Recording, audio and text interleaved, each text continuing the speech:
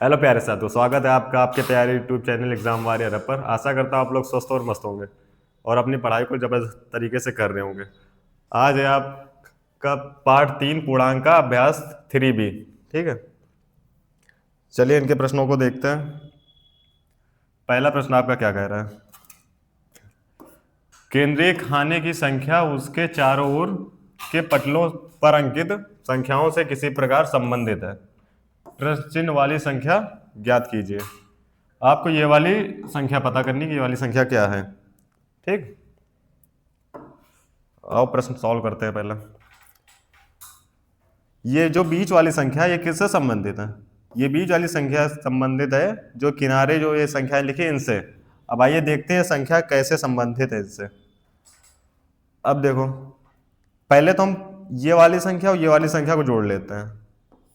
15 + 4 कितना हो जाएगा? 15 4 19 हो गया है। अब इसको जोड़ लो, -7 और प्लस माइनस का 3, इसको जोड़ो कितना होगा? -7 प्लस है, ब्रैकेट के अंदर माइनस लगा हुआ है तो प्लस माइनस माइनस हो जाता है। ठीक, ये 3। अब इसको जोड़ो, माइनस माइनस प्लस होगा और 7 3 10, लेकिन चिन्ह कौन सा लगेगा? इसमें तो माइनस ही, केवल माइनस लग जाएगा। ठीक है, इसमें -10 आया है। अब आप देखिए आपको क्या करना क्या है। इसका जब ये वाला किया तो 19 आया और ये वाला किया तो -10 आया। तो हम क्या करें कि यहाँ इन दोनों के साथ हम क्या करें कि ये बीच में 9 आ जाए हमारा। आओ देखते हैं।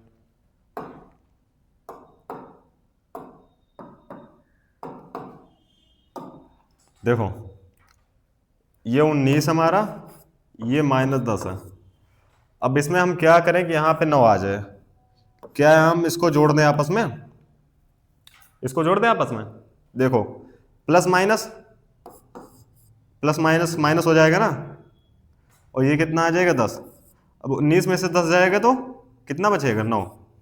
आपका 9 आया है ना।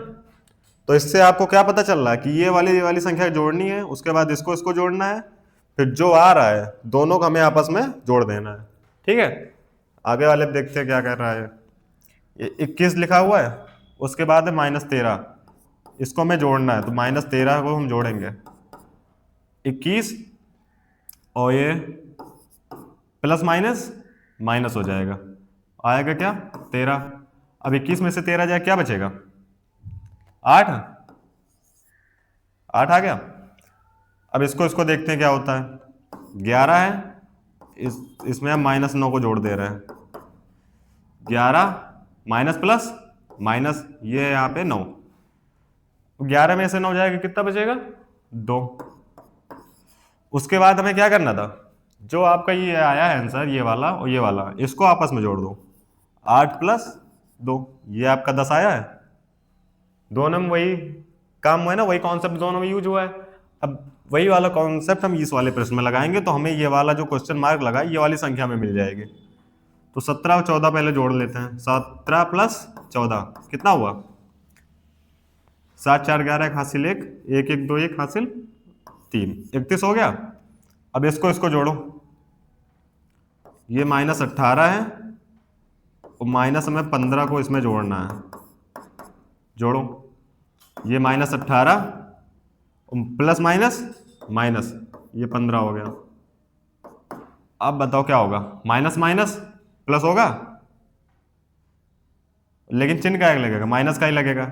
18 में 15 जोड़ो, 8 5 13, 3 हासिल कितना बचा? 1 1 1 2 1 हासिल 3, माइनस का 33 हो गया। अब क्या करोगे? क्या करना था? इसको इसको जोड़ लेना था ना, 31 और माइनस का 33। अब इसमें बताओ, यहां प्लस लगा हुआ है ना, अगर आगे कोई सिंबल नहीं है तो वहां पे प्लस माना जाता है, तो प्लस माइनस माइनस होगा। मतलब 33 में से हमको 31 घटाना है। 33 में से अगर हम 31 घटाएंगे कितना आएगा? 2 आएगा, लेकिन चिन्ह कौन सा लगेगा? देखो, ये प्लस में ये माइनस में है। जो संख्या हमारी बड़ी होगी उसी का चिन्ह लगाएंगे हम। 33 क्या है? बड़ी संख्या है ना, तो इसमें हम माइनस लगा देंगे। तो इसमें क्या आएगा? ये आएगा यहां पे -2, ठीक है। यहां पे आपका आएगा -2। अब -2 देखो किस ऑप्शन में है, ये देखो पहला ऑप्शन है ना इसका, ये आपका राइट हो जाएगा, ये -2, ठीक है। आ गया समझ में। नेक्स्ट दूसरा प्रश्न क्या कह रहा है, इसमें भी वही करना है। इसको देखो इसमें करना क्या है, इसको जोड़ लो पहले। 15 और 11, 15 + 11 कितना होगा, 26। अब इसको जोड़ लो, 19 जोड़ना हमको, -3 जोड़ लिया इसमें, 19 और प्लस माइनस माइनस, ये आपका ये 3 आ जाएगा। अब 19 में से 3 जाएगा, कितना बचेगा, 16 बचा, है ना। अब देखो यहाँ पे 26 आया, यहाँ पे 16 आया, इन दोनों को हमें ऐसा रिलेट करना है कि हमारा यहाँ पे 10 आ जाए। अब हम क्या करेंगे, अगर 26 में से हम 16 घटा दें, ये 26 है, 26 में से अगर हम 16 घटा दें, क्या हमारा 10 आ जाएगा, आ जाएगा ना। तो इसमें क्या करना था, इनको जोड़ना था, फिर इसको जोड़ लेना था, और उसके बाद जो हमारा आ रहा था उसको आपस में घटा देना था। इसको देखते हैं इसमें क्या करना है, 10, इसको जोड़ लेते हैं, 10 + 7 कितना हुआ, 17।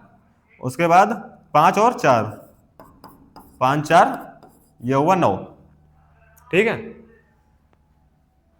अब क्या करना है, इसको लेके हमें यहाँ पे 8 लाना है। क्या करेंगे, 17 में से अगर हम 9 घटा दें, 17 में से अगर 9 घटा दें कितना आएगा, 8 आएगा, 8 आ गया आपका।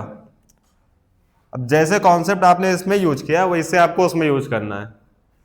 चलिए करते हैं, यहाँ 12 दिया हुआ है, उसके बाद इधर 6 दिया हुआ है, इसको आपस में हम कर लेंगे ऐड, जोड़ लेंगे इसको।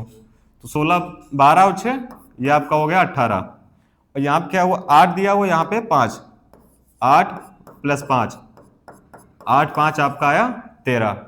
अब हमने क्या किया था, पहले इनको जोड़ा था, फिर इसको जोड़ा था, जो आया था हमने उसको आपस में घटा दिया था। अब वही आप यहाँ करिए, यहाँ पे आपका 18 आया, फिर 13 आया। अब इसको आपस में आप इसको घटा दीजिए, 18 में से जब आप 13 घटाएंगे तो कितना बचेगा, 5 आएगा। इस यहाँ पे आपका आएगा 5, ठीक। अब देखो 5 किस ऑप्शन में है, ये देखो क्या है, -5 है, -5 नहीं आएगा आंसर आपका, ये आएगा सेकंड ऑप्शन, केवल 5, ठीक है। अगला प्रश्न देखते हैं, ये आपका है रिक्त स्थान वाला, अपनी अभ्यास पुस्तिका में खाली जगह भरिए। आइए देखते हैं का नंबर, 2 पूर्णांकों का योगफल सदैव होता है। चलो प्रश्न समझ लेते हैं पहले क्या कह रहा है। 2 पूर्णांक है, 2 पूर्णांक जैसे हमने ले लिया, 2 + 3, 3 2 कितना होगा, 5 आएगा। ये पूर्णांक था, ये भी पूर्णांक था, जो आपका आंसर आया ये भी तो एक पूर्णांक ही है ना। तो 2 पूर्णांकों का योगफल सदैव क्या होता है, पूर्णांक होता है, ठीक है। अब अगला देखते हैं क्या कह रहा है, दूसरा प्रश्न, 2 धन पूर्णांकों का योगफल। अब 2 धन पूर्णांक लेते हैं, +3 ले लिए, +4 ले लिया, ठीक है। 4 3 7 धनी पूर्णांक तो है, तो 2 धन पूर्णांकों का योगफल सदैव धन पूर्णांक होगा, धन पूर्णांक, ठीक। जो आपने यहां प्लस लिखा है इसको लिखिए चाहे ना लिखिए, कोई मतलब नहीं होता। अगर आगे कुछ नहीं लिखा है, आगे कोई सिंबल अगर नहीं लगा है तो आपका वो धन पूर्णांक माना जाता है, ठीक है। अब गा नंबर देखते हैं, 2 ऋण पूर्णांक होगा, आपको 2 ऋण पूर्णांक लेना है, जैसे -3 ले ले, फिर -4 लेना है, ठीक है। या तो ऐसे ही कर लो, एक हमने लिया -3 और एक -4 लिया, इसका हमें योगफल ज्ञात करना है, यानी कि हमें इसको जोड़ देना है। अब देखो -3 है, -3 प्लस माइनस माइनस होगा तो ये आएगा 4। तो 4 में से 3 जाएगा, क्या आएगा? माइनस माइनस ये प्लस हुआ, यानी कि हमें जोड़ना है इसको, 4 3 7। माइनस माइनस प्लस, तो 4 3 7, चिन्ह कौन सा लगेगा? बड़ी वाली संख्या का। बड़ी संख्या क्या है आपकी? 4 है, तो यहां पे माइनस लग जाएगा। तो क्या निकल के आ रहा है? दो ऋण पूर्णांकों का योगफल सदैव ऋण पूर्णांक होता है।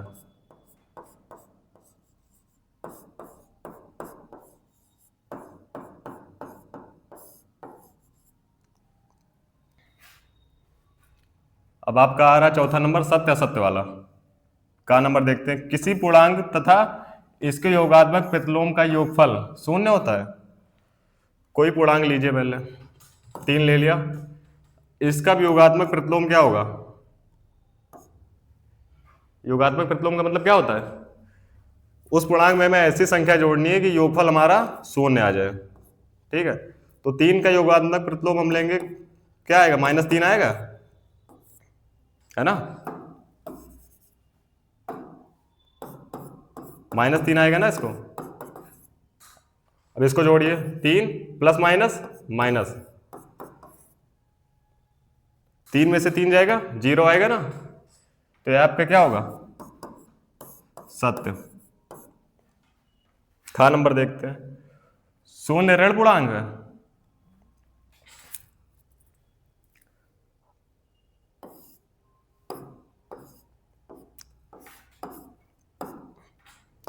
आपने वो संख्या रेखा देखी है ना?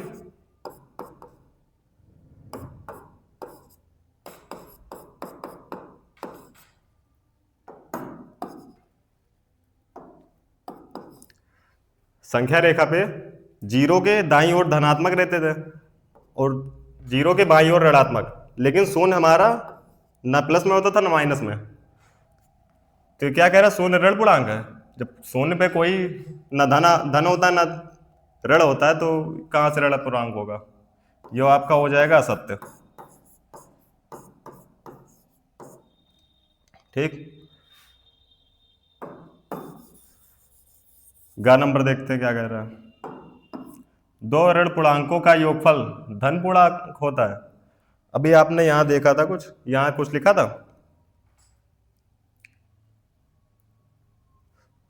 दो ऋण पूर्णांकों का योगफल सदैव क्या होता है? ऋण पूर्णांक होता है ना। और यहां क्या कह रहा है? दो ऋण पूर्णांकों का योगफल सदैव धन पूर्णांक होता है। ये आपका हो जाएगा असत्य।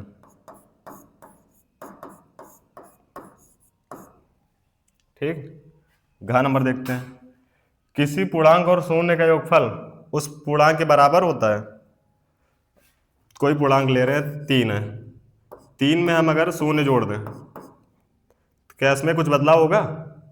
हमारा वही पूर्णांक आ जाएगा ना। 6 ले रहे हैं, 6 में हम 0 जोड़ दें तो 6 ही तो रहेगा। तो ये आपका क्या होगा? सत्य हो जाएगा। ठीक,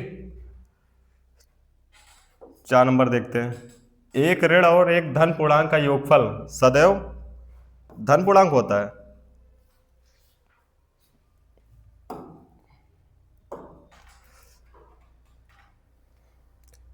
पहले हम एक ऋण पूर्णांक ले रहे हैं, -3 ले लिया, और एक धन पूर्णांक प्लस का 4। अब इसको करो, आप इसको जोड़ो, प्लस माइनस माइनस, तो 4 में से 3 जाएगा, कितना बचेगा? 1 बचेगा। आपका चिन्ह कौन सा लगेगा? जो संख्या आपकी बड़ी है। तो आपका 4 बड़ा है ना, तो यहाँ पे प्लस लग जाएगा। ये हो गया। अब हम दूसरा पूर्णांक ले रहे हैं, ऋण पूर्णांक ले रहे हैं -4, और धन पूर्णांक ले रहे हैं +3। अब इसमें देखो, 4 में से 3 जाएगा, 1 बचेगा, माइनस प्लस माइनस होगा, यानी 4 में से 3 जाएगा, 1 बचेगा, और चिन्ह आपका कौन सा लगेगा? जो संख्या बड़ी है, माइनस लग जाएगा। अब प्रश्न पढ़ो। एक ऋण और एक धन पूर्णांक, हमने पहले ऋण लिया था, फिर धन पूर्णांक लिया था, का योगफल सदैव धन पूर्णांक होता है। आपका धन पूर्णांक तो आ रहा है लेकिन सदैव नहीं आएगा, कभी ऋण पूर्णांक भी आ सकता है, कभी धन पूर्णांक भी आ सकता है। तो ये आपका हो जाएगा असत्य,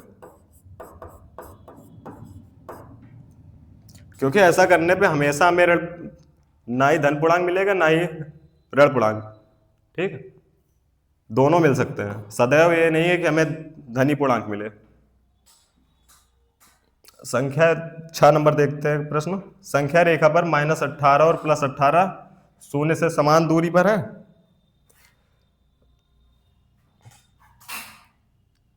ये संख्या रेखा देखते हैं हम पहले। बीच में 0 था, दाईं ओर जो संख्याएं थी वही बाईं ओर भी संख्याएं थी, है ना। इधर धनात्मक थी और इधर ऋणात्मक थे, लेकिन जो इन संख्याओं की स्थिति थी, जैसे 0 से 1 उतनी दूरी पे था, इधर भी 1 उतनी दूरी पे था, तो क्या आपका 18 भी उतनी दूरी पे होगा?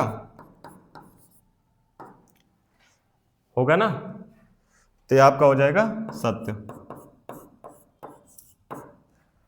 जा नंबर देखिए, दो धन पूर्णांकों का योगफल सदैव धन पूर्णांक होता है। ये भी आपने ये बात पहले देखी थी, दो धन पूर्णांकों का योगफल सदैव धन पूर्णांक होता है। तो ये आपका हो जाएगा सत्य। ठीक है,